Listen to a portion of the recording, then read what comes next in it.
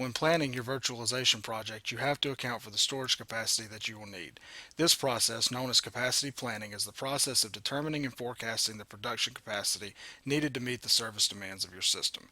It answers the questions: how much disk storage will be needed? What is the likely growth rate of the data? What type of storage solution will I use? And how can I scale my storage for future use? If you are migrating an existing server farm from physical hosts into a virtual environment, this question is fairly easy to answer. You simply determine how much storage is currently being used and scale your new environment accordingly. For a new environment with no established baseline, you will likely have to make an educated guess. First, begin with the minimum requirements for the server you wish to install and work from that baseline according to the roles that you will plan to put on the new virtual server.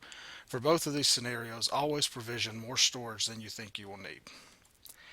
If migrating from existing systems, you should have a sense of how your data has grown over time. If you do not have this data, you will need to provide an educated guess based on the role of your server.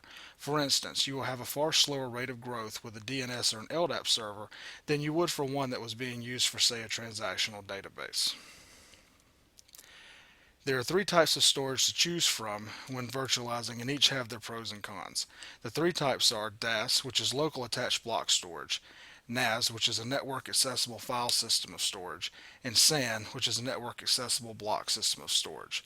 For a properly engineered virtual infrastructure, it is best to stay away from local storage in order to reap the full benefits of the virtual environment. The storage solution you select for your environment will dictate scalability of your environment. My advice is to select the most scalable solution that you can reasonably afford. DAS solutions are going to be the least scalable, while SAN solutions are the most infinitely scalable. Engineer for this scalability and you will have an environment that grows with your business.